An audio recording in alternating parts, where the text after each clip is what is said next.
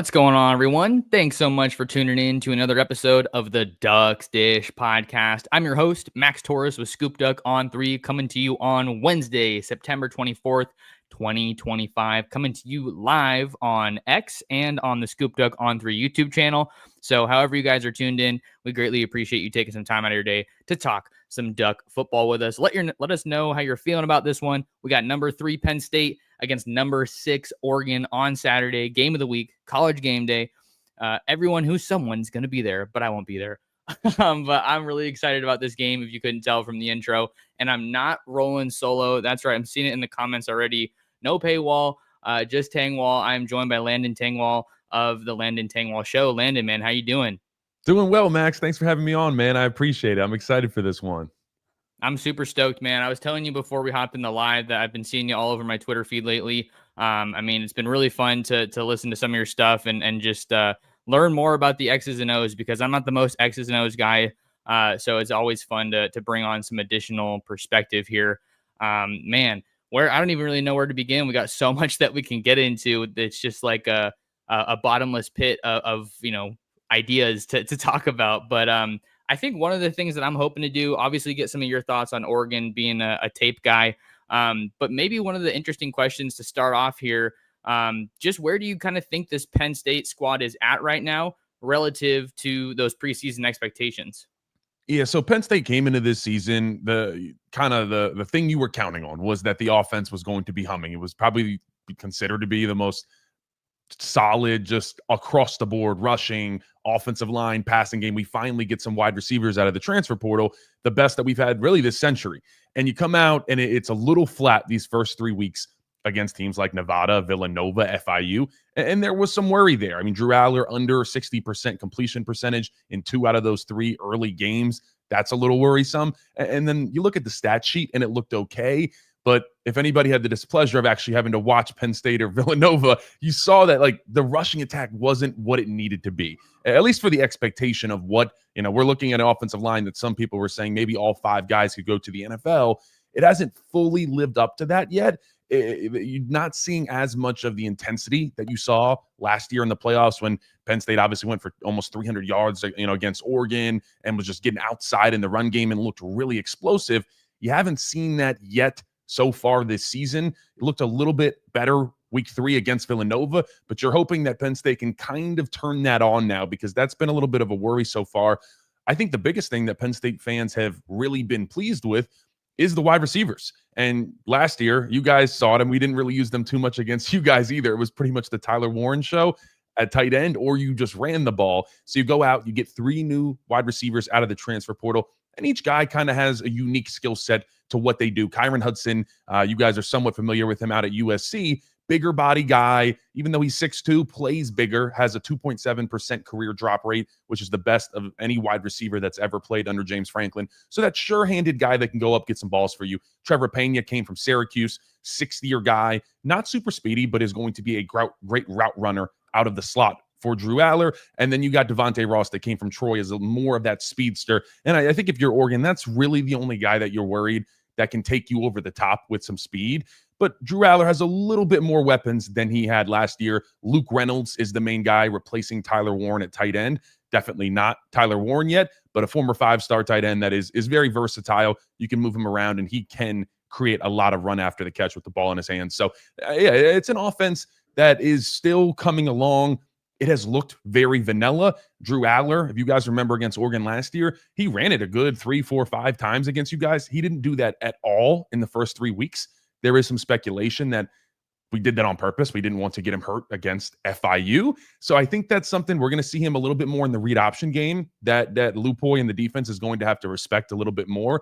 So that's something to keep an eye on there. And then just talking the defense, you got Jim Knowles coming in. Obviously, you guys faced him 2 times last year. It was basically 1-1. You guys got him in early in the season, and then obviously got you guys back in the playoffs.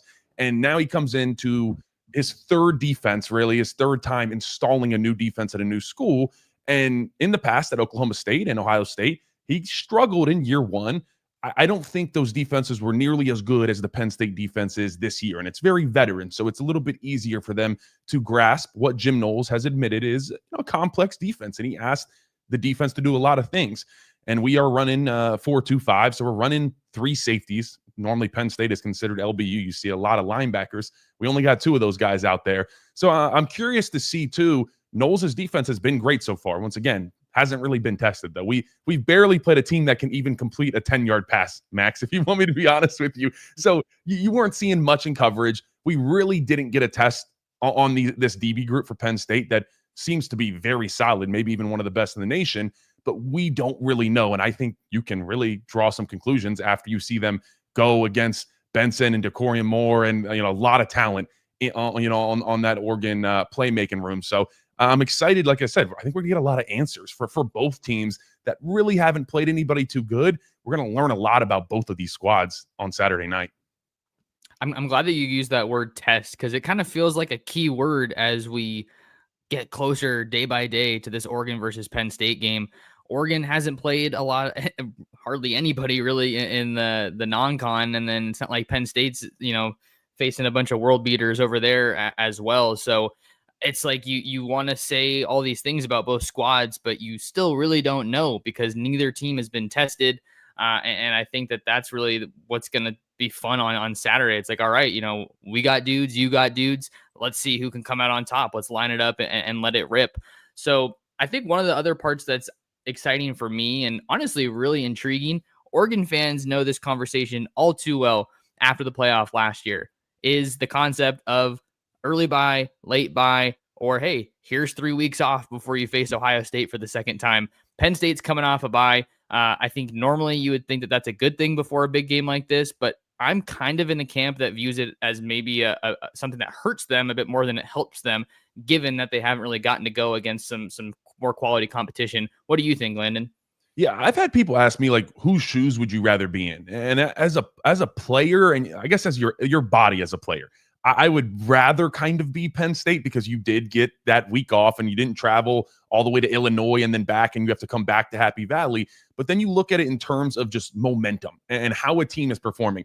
And Oregon has 10 times the confidence that Penn State has right now. Like I said, you look at the stat sheet and the scoreboard, and yeah, you're like, oh, Penn State's outscored their first 3 opponents. It's like something like 130-20. Like, it looks good. But anybody, once again, that actually watched the games, it didn't look that clean, mainly on offense I'm talking about. Defense has looked great. Like I said, hasn't really been tested, but the offense just looked wonky at times. Too many 3-and-outs against just horrific defenses. So looking at it like that, yeah, you get more time to game plan if you're Jim Knowles and Andy Kotelnicki, and if you're a player, taking you inside the mind of a player, you do get so much more time, because if you're playing a game on Saturday and then you're playing another one 7 days away, you got to finish that game on Saturday. You got to watch the tape from that game. You got to continue to, correct yourself, and you really don't get to move on to Penn State truly until maybe Sunday night, even kind of Monday. So you're way further behind. If you're Penn State, you got about 12 days. So if I'm Drew Shelton, our offensive tackle, I'm getting a 6-7 day head start on studying Mateo Uiagalelei versus Mateo studying Drew and only gets about 5 days to do that. So that is the difference there. Now, like I said, I just think you guys have so much more confidence. And that's what I've seen. Oregon looks like they're having fun playing football. It is explosive. You guys are hitting people. And that's the one thing mainly out of the Penn State offense that I think has lacked, is it doesn't look like they're out there necessarily having a ton of fun and going out in the offensive line trying to bury dudes. I haven't seen that as much. And Lord knows you watch Kenyon Sadiq and the rest of the crew, they like to bury guys.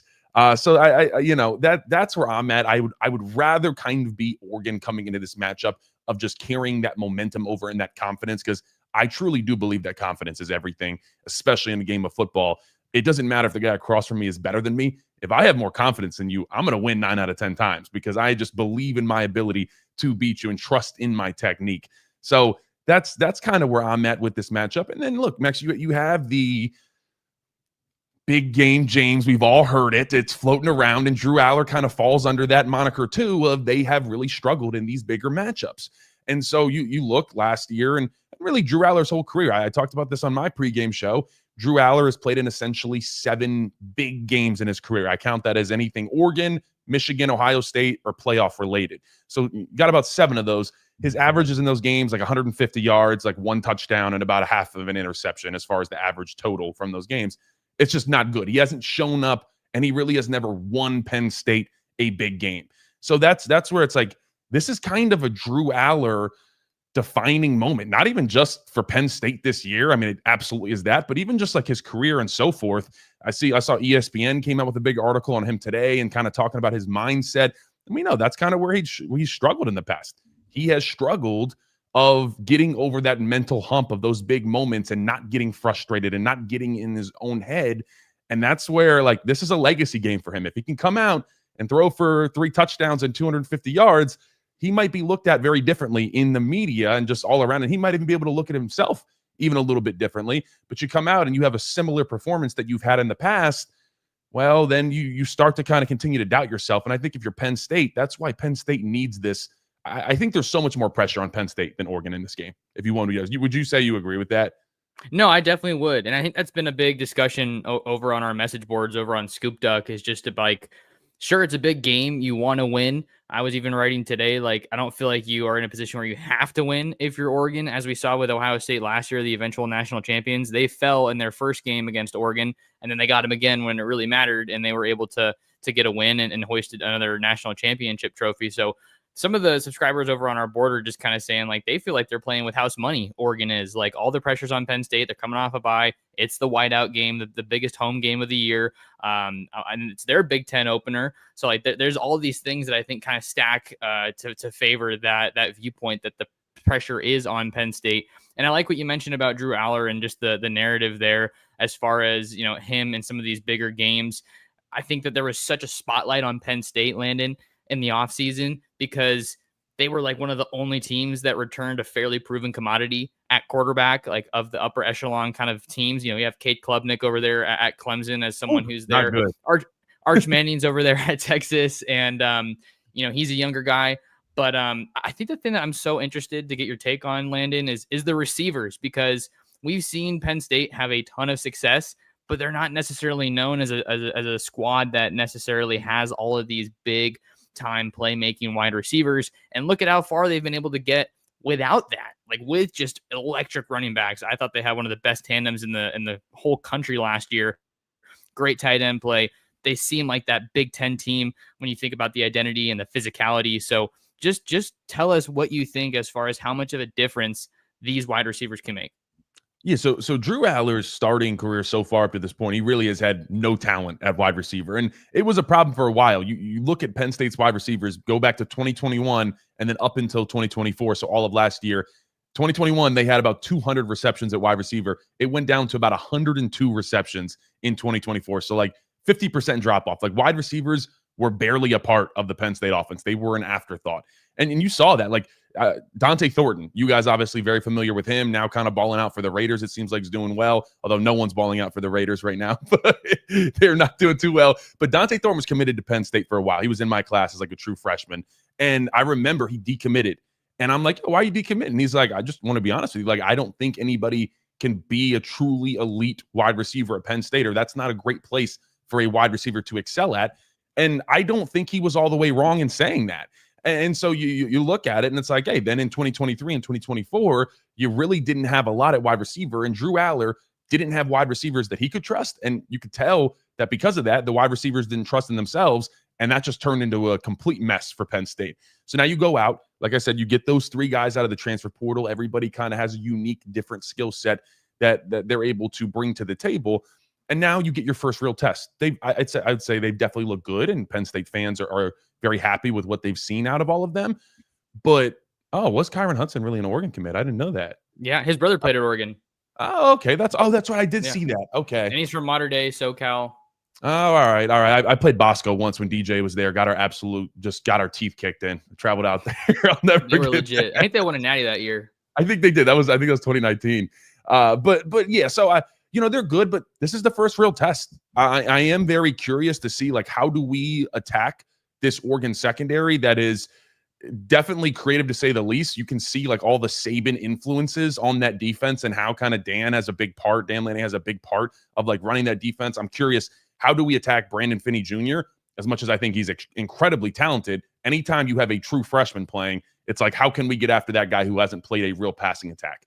And we are very familiar with him. He was very close. I thought, I don't really follow recruiting super close, but I thought he was going to flip to Penn State. Yeah, he was. I thought at one point he was going to. I thought it was very close. So like we're familiar with him. I'm excited to see Thieneman. I'm curious. Obviously, it's a somewhat younger secondary degree. You know, having a couple redshirt freshmen there. So it's going to be a test. And I think how Oregon plays, Penn State's wide receivers are going to have to win their one-on-ones if we want to win on Saturday night. Like that, Drew Adler's going to have to place some very nice balls, and his wide receivers are going to have to go up and make plays on those balls, because that's kind of how Oregon gets into. They run different coverages, but it kind of all ends up being somewhat man-to-man. That's kind of how it looks in the end. They do all this, like I said, different crazy Saban stuff where it's like match coverages, all that stuff, but it ends up basically being man-to-man where it's like, hey, can you go up on a slot fade? And if Drew Adler puts a good air under it and you know puts it where it needs to be, can you go up and actually make that catch on 3rd and 6?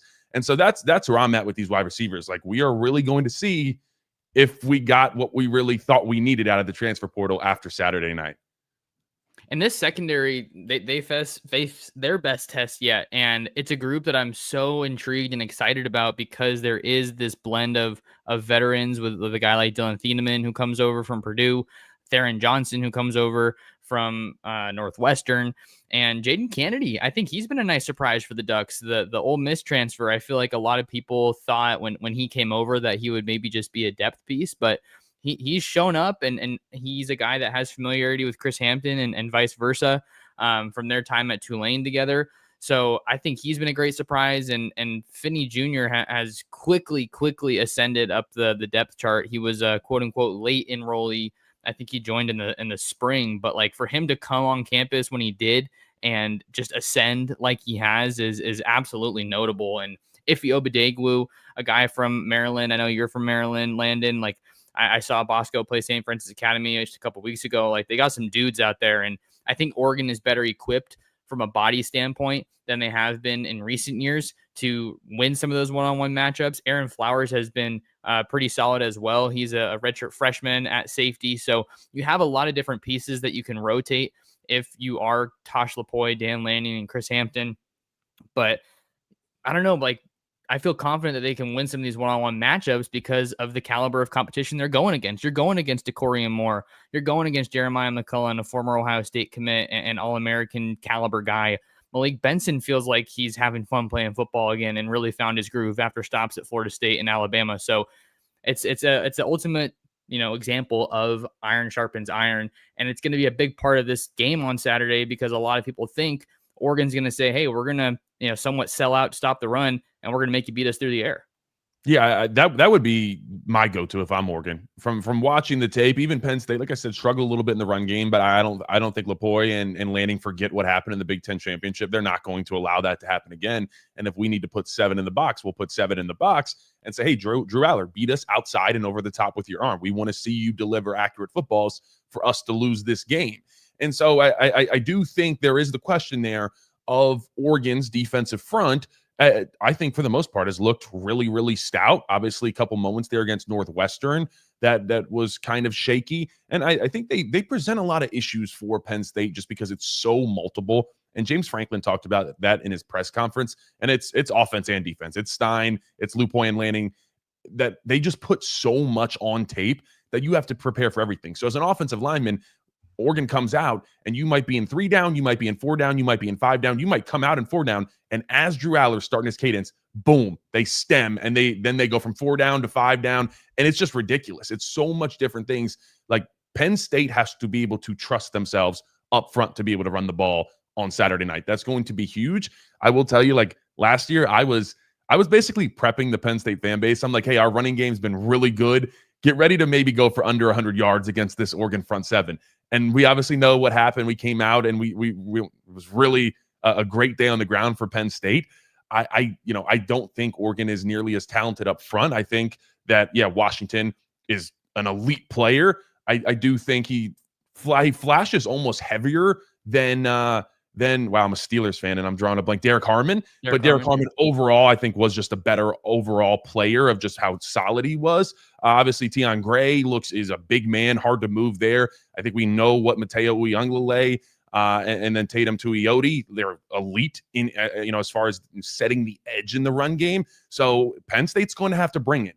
Oregon's going to come out and look. I think Lupoy and Danning are going to show us a lot of things that like I said, I think Oregon's shown a lot, but I think we're still going to see things. Penn State's offense is going to see things that they have not seen yet on tape. So how does Kotelnicki play that chess game with Lupoy and Danning is going to be a big piece of this game. And how do you get creative in the run game? Because that's Andy Kotelnicki's biggest thing is he finds different ways where it's not just like simple basic run schemes. He has all these little different like jet motions and handoff here, handoff there. And it's kind of similar to what you see from Will Stein, but it is always testing the defense's eyes. How can I get you off your reads, off your keys, and mess up just a little bit, just a step behind and try to take advantage of you there. But look, Oregon, you guys have track speed everywhere. You guys are just fast and big, and that's how it is out there in Eugene. So, I mean, it's going to be one hell of a matchup between this Penn State offense and this Oregon defense. And I'm glad that you mentioned the defensive lineman, Landon, because that's, I think, every Oregon fan's biggest area of concern right now is just how the Ducks have stacked up defending the run. The way the 2024 season ended with Penn State gashing them in the Big Ten title game. And then 3 weeks later, the same thing happened against Ohio State in the Rose Bowl. So you've kind of got a little bit of a mixed bag, I guess, through 4 games for Oregon from a run defense standpoint. I think it was Northwestern that had the best statistical output against the Ducks, but that did come in part on a 79-yard touchdown run in garbage time. So I think that is obviously something you have to keep in perspective there. But after one drive against Oregon State last week, like they really settled in and stifled everything that the Beavers were throwing at them. But granted, Penn State is nowhere near the caliber that Oregon State is. So this is a much different level that we're looking at here. Amari Washington looks like a guy who's kind of the next up in that interior of the defensive line. And you have some proven guys on the edges like Mateo and Tatum that you mentioned. But I wanted to ask you, as a film guy who's looked at the tape, some of those newer faces like Tion Gray and then big Terrence Green, number 99. Bear Alexander comes over from USC trying to kind of put everything together. What do you make of the interior of Oregon's D-line, especially against the run?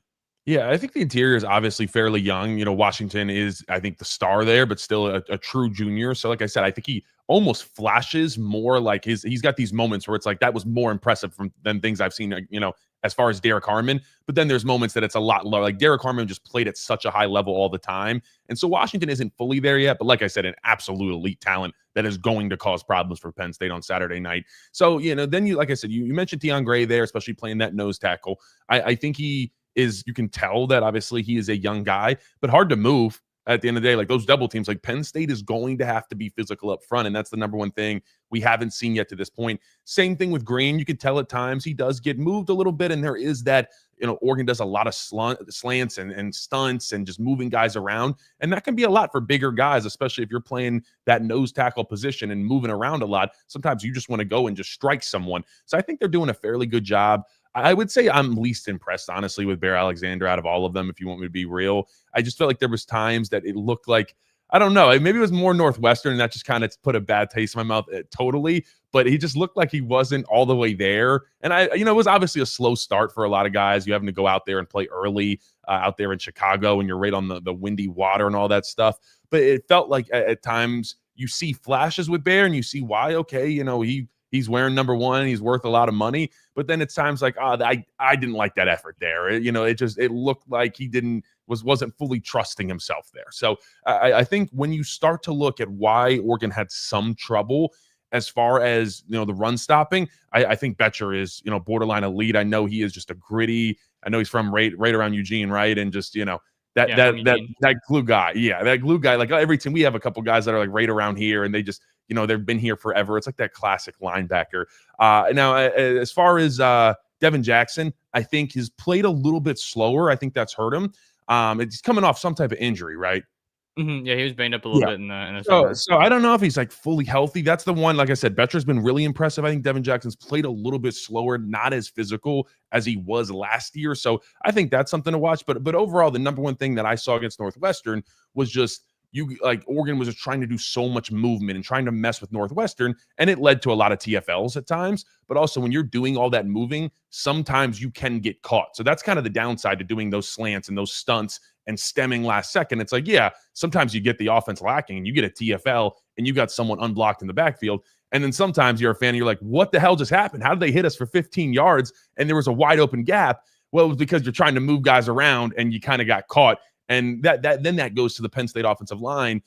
Can you trust your technique and trust the guy next to you that if they are moving last second, that you know what to do, because that's the hard part. And that's what it kind of tests when Oregon does all this moving guys around is, does the offensive line actually know what they're doing on the run? Because you don't have time to communicate. And that's the biggest thing. Offensive linemen, when you get up to the ball, you're talking to each other. Okay, hey, you and I, hey, we have this guy up to that linebacker. Hey, you're going to go here.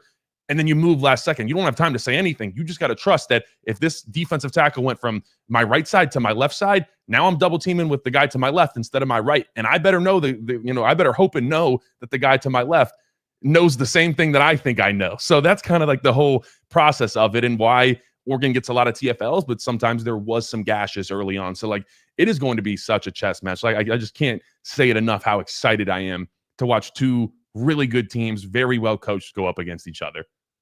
I like the former player insight that we get there with the stemming, because if you guys haven't heard of Landon before, he's obviously doing a great job in the Penn State market, former Penn State lineman himself. So I thought that was really cool perspective, because we have seen Oregon do the stemming like right before the snap, and that kind of puts it into perspective, just like what kind of benefit that is for a defense, and then how it challenges the offense.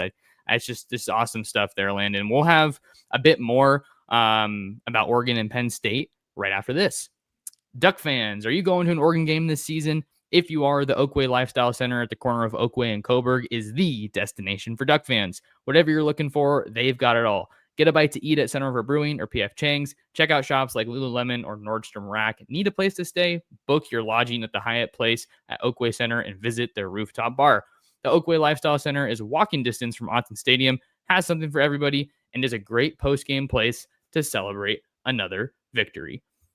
Max Torres of Scoop Duck on 3 back with you on the Ducks Dish podcast on a Wednesday afternoon. We're here on the Scoop Duck on 3 YouTube channel. If you're tuned in live, do us a favor, hit the like button and subscribe to the Scoop Duck on 3 YouTube channel for all your Duck content. We're here talking with Landon Tengwall, former Penn State offensive lineman, and I might say a recently engaged man. Look at this comment here from Broku. Landon, congrats on the engagement. Landon, I'm also going to send my congrats as well. You'd love to see that. I got engaged in March, and it's definitely a super exciting time. Thank you so much. I really appreciate it, guys. Yeah, it is a hell of a time to fit in an engagement, huh? I did it on the bye week. During the season. Yeah, I was like, and the time is right. The time is right, I guess. But you did it over the bye week, and it was a cool experience. But then, I told her I'm sorry. It has been a lot of late nights since then, trying to figure out everything on Oregon. And I'll tell you what, it's been a great time though, and interacting with all the Oregon fans has been fantastic. You guys have been awesome. If any of you are coming to Happy Valley, good luck getting here. I'll say that first. It is a heck of a time to get out here, because you can't really just fly to State College. You got to go to like BWI in Baltimore. You got to go to Pittsburgh or Philly, or if you're lucky, you can go to Harrisburg, which is about an hour and a half away from Penn State. So good luck traveling here. And then when you get here, yes, you will smell cow poop. And you'll be like, I'm at a stadium. Why am I smell like this? Supposed to be like the biggest stadium in college football. Why do I smell cow manure?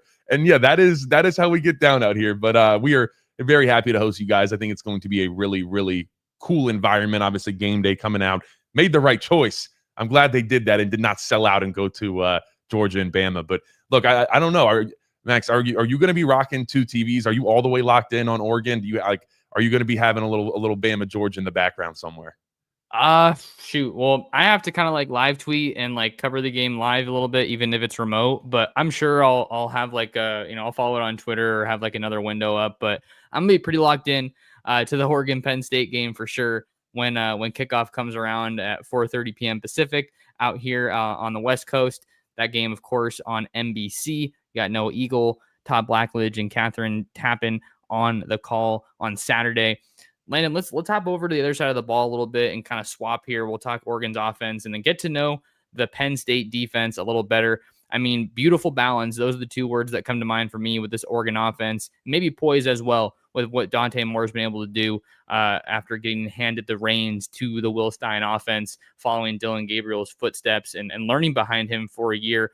The Ducks have been really effective running the ball, really effective passing the ball, some awesome deep shots. I think that's something that a lot of fans are super excited about. But boy, they haven't seen anything like this Penn State defense just yet. A guy that I'm excited to hear your thoughts on, Denai Dennis Sutton over there on the defensive line, kind of edge type guy, because we know they've had Abdul Carter, Micah Parsons, some great defensive talent out there. And then now we got a new one that we got to learn about.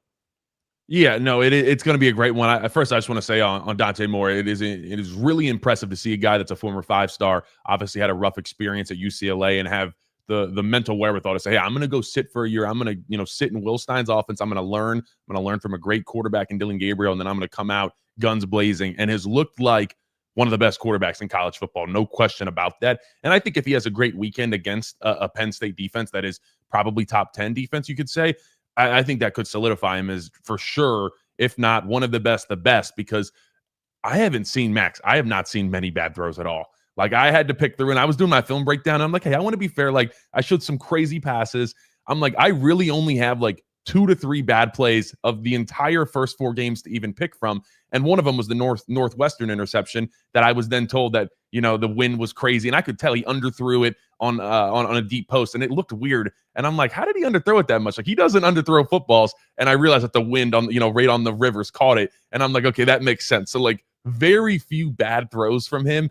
I have been so impressed with just his processing and his mechanics. And he's, like I said, his mechanics are never off. Like, he is always on point, and he makes this offense go. Now, you talked about denied Dennis Sutton, and I think this is something that Penn State has to do on Saturday night. You think back to the Big Ten championship. Dylan Gabriel had 4 touchdowns. It was like, 240, 250 yards, nothing crazy yards-wise, but it was just because we got no pressure on Dylan Gabriel, really. Abdul Carter was shut down. And so, props to you guys for that one. It was fantastic blocking. Was that Connerly? Was Connerly or Cornelius? Yeah, those are the 2 tackles. Yeah, Connerly at left. He shut down Abdul Carter, and he did a great job there. Like, we have to get home against this Oregon offensive line, because it allowed Dylan Gabriel to just sit back there and just deal. And then also, you guys kind of got the run game going, and then got into play action fakes, and it really brought our linebackers and safeties up. And then it was boom, over the top. And so we have to make sure that Oregon stays behind the sticks, meaning that they are in 3rd and 6, 3rd and 7, 3rd and 8. Like, that's where we need to get to. I do think, as much as they've only allowed 1 sack, and the sack it was an RPO that Dante Moore probably should have just handed off. So really no sacks on this Oregon offensive line. Now, watching the tape, they have tons of great reps, but there were a couple times that Harkey and World were a little shaky in pass pro. I featured that on my offensive film breakdown. World at left tackle struggles with that anchor sometimes. If he gets a power rush, sometimes he can get kind of bull rush back into the quarterback. So many flashes of just great talent. He moves well. Like, you cannot get that edge on World. You're not going to get the edge. So if I'm denied Dennis Sutton, I'm probably looking to work those power moves against World. And then Harkey, I think, is super physical. And I really like how he changes up his pass set. Sometimes he'll go straight back. Sometimes he'll take the fight right to the defensive end. But he has troubles. Just every once in a while, he'll drop that back leg and kind of give that soft edge, that arc that edge rushers like to bend. Sometimes we'll give a soft edge there. Like I said, so overall, very talented guys, but I saw some weaknesses that I think the Penn State defensive ends are looking at. I even texted with a few of them, and it was, talking about what I saw. So it's kind of cool to try to impact the game very slightly in a way. But it's going to be a battle out there. And I do think we have a lot of talent there. One other guy I want to talk about is Chaz Coleman, number 19, true freshman, someone that got here kind of similar to Finney Jr., got here really late, and no one expected much from him, and then just turned it on. Knowles calls him the Chazmanian Devil, because Tasmanian Devil spins. Like, Chaz's spin move is out of this world. He is a more talented edge rusher than denied Dennis Sutton in terms of just that natural ability, that Abdul Carter, Chop Robinson-esque type of guy. Denied Dennis Sutton's bigger. He's a big dude. He's a great run defender, and he'll get home in the pass pro, but he doesn't really have a lot of pass rush moves necessarily. Chaz Coleman is the guy that can bend that edge, that can use the spin move, that can set those tackles up. So that's someone to really look out for. And then you also see a healthy dose of Zariah Fisher, number 36, defensive end. I went against a lot in my career here at Penn State in practice. Veteran guy, 60-year, but has some good moves and a good understanding of feeling the weight of the offensive lineman. And like I said, not necessarily a huge power guy or speed guy, but kind of somewhere in between. That's just a solid edge rusher there. So a lot of talent there. But my number one thing is, you cannot give Dante Moore and DeCorian and all these guys in Benson, you cannot give them time. If you give speed time, good luck. Yeah, it's gonna be hard to catch up with a guy like DeCorian Moore, who's got Texas State champion level track speed that he's working with in his game. I love how they got him involved running some stuff out of the backfield as well. I mean, one of my things this game is just unleash the true freshman. Like, give Decorium Moore the touches, give De'Aaron Hill Jr. the touches, and Jordan Davison the touches. Those guys who have proven to be above the line, let them eat and do their thing. One of the notable updates from this week is that Noah Whittington, Oregon's starting running back, is expected to be available for the Ducks in this one after missing the last 2 games. And the Ducks have a really deep stable of running backs. I don't know if they're going to travel all 7 scholarship guys. Doesn't seem like something that's sustainable over the course of an entire season. But those guys and how they're playing is going to be a big, big key to Oregon's win if they want to come out with a win against Penn State. Landon, I would be doing myself a disservice, I feel like, after getting to watch some of your breakdowns, if I didn't ask you about Kenyon Sadiq, because it seems like you're leading the fan club over there on Oregon's tight end, man. He's been such a fun story to cover, such a fun guy to watch. He came in as a fairly highly rated recruit, I would actually say. I think he was a top 150 caliber guy, but he's from Idaho. And I feel like not a lot of people have a ton of expectations when it comes to players from Idaho. Obviously, you have Colston Loveland, who went to Michigan, and now he's in the NFL. But boy, it seems like the Ducks just found an absolute gem in Kenyon Sadiq, and he's as good or better than any tight end in the country right now. I go best tight end in the country on Kenyon Sadiq. I can't not say that. I got some Oregon tape early on against my you guys played Montana State, right? And I'm like, let me just check this out. I'm just gonna watch the first half. I walked away and I was like, who the heck is this dude? And just like the end around the jet motion hurdle and then just burying dudes in the sideline. And I'm like, I've actually never seen anything like this. Like, I instantly dropped everything that I was doing and made a quick little short like Twitter breakdown. And then I decided coming into this week, I'm like, look, I'm doing this offensive film breakdown. I'm not going to show you guys any Kenyon Sadiq, even though he still found his way in, like, because he just affected so many different plays. I think as much as outside of Dante Moore, because he's the quarterback, I think Sadiq is the most important piece to this offense. And that is because mainly, he can stretch the field vertically, and how fast he is. His top end speed is ridiculous on those vertical routes. But just the way that they move him around in the blocking scheme, I think that's what takes him over the top to say he's more important than someone like Decorium Moore or really anybody else on that offense, is just because how they're able to move them around and in the mismatch that it presents. Because he's such a good blocker, you look and you say, if you're Oregon and you want to come out with 2 tight ends and you want to come out with Sadiq and Johnson, right? It's like, okay, if I'm Penn State, I'm probably matching that with a 4-3 defense. I'm coming out with 3 linebackers. I mentioned that our regular setup is a 4-2-5 where we have 3 safeties, 2 linebackers. You're probably saying, hey, they're coming out with 2 tight ends. We might need to come out with 3 linebackers because that's a run-heavy squad right there. But all of a sudden, because of how just versatile and athletic Sadiq is, it really is almost like he could be another like slot wide receiver. Basically, that's a huge body. And now you're saying, oh, now I want my linebacker to cover Sadiq.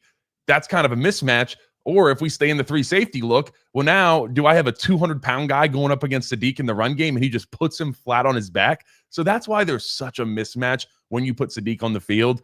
I could talk about Sadiq all day. I'm going to be honest. Like, so many cool things that he does. Like I said, you guys are bringing him in motion all the time. I've seen him, obviously, he's like getting snaps, like direct snaps, little Tyler Warren-esque there. Like, it's really cool to watch.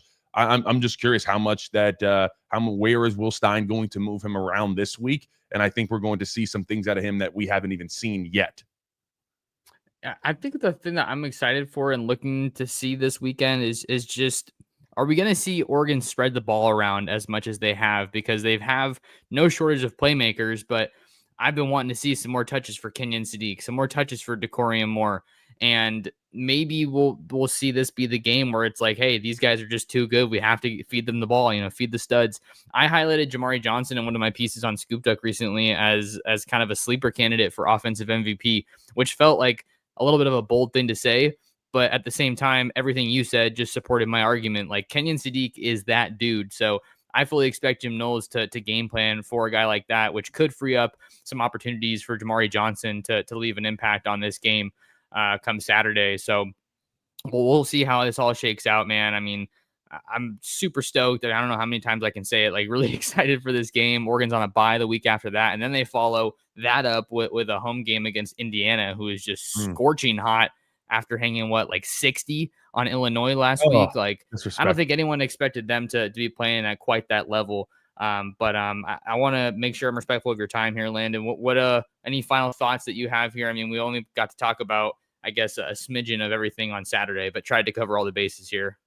Yeah, no, I mean, I think it's going to be an elite matchup. I think you're going to see two, obviously, head coaches that are borderline elite. There, I have so much respect for Dan Lanning and what he's done out there in Eugene. So, and then just a bunch of coordinators that are extremely talented too. So, I'm also the number one thing I'm curious to watch is you got two teams that have been, you can say, somewhat vanilla. As much as I said, Oregon has put a lot on tape. They're going to bring out new things. So, who can win the chess match during the game? Prior to this year, actually last year was the first year, you couldn't have those tablets on the sideline. So it was so hard to see what was going on. Now, thanks to Michigan and how hard they cheated, we get to have the tablets on the sideline so you can see what happened in real time. And it's kind of easier to make fixes.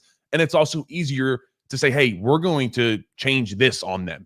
And so now there's so much more kind of that chess match that has been entered into the realm of college football because you can do that. And now it's like, all right, let's see. Kotelnicki versus Lupoy and Lanning. And then you got, obviously, Stein versus Knowles, which we saw 2 times last year. That's 1-1. Who's going to win round 3? A lot of exciting storylines in this one. I think we're all blessed to say we got this one coming up. It is a great weekend to be a college football fan, to be an Oregon Duck fan, a Penn State fan. It's just going to be awesome.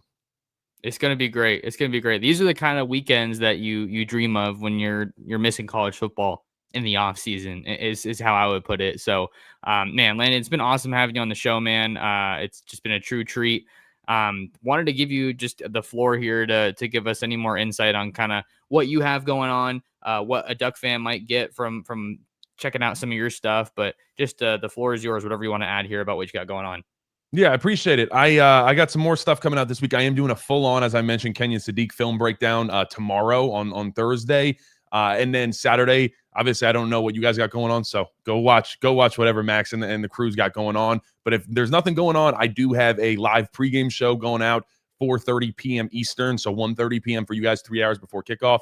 And then I have a live post-game show, too, where I do call-in stuff. So that's kind of what I got going on. It's fun. Love interacting with all of you guys. I've really appreciated the support. I think I've went up like 600, 700 subscribers on YouTube, and it's mainly because of the Oregon fans. If you want me to be honest, they've been absolutely insane. And so I can't say enough good things about you guys. I really appreciated it. And look, I'm excited for this one. You can also follow me on Twitter. I do live tweet the games as well. And so should be fun. You'll get both perspectives from Max and I, and it's going to be a great one. Awesome stuff. Well, if you guys want to follow Landon, go tap in with him on Twitter, on X, on YouTube, whatever you are using. I'm sure Landon's got you covered. If you want to find more of me, you can follow me anywhere at mtorres sports. Subscribe to the Scoop Duck on 3 YouTube channel. And while you're at it, just come and see us at scoopduck.com. Awesome community with thousands of other Duck fans, very engaged message boards. You guys know what I'm talking about if you're a Scoop Duck member already. But $1 gets you started on a membership, and you'll get a complimentary year of access to the Athletic. So no better time than now. Huge game for the Ducks against Penn State. And we have you covered with all the content your heart could desire: football, recruiting, podcast, whatever it is. We got it all going on. So a big thank you to Landon again for coming on. And we'll see you guys in the next episode of the Ducks Dish Podcast.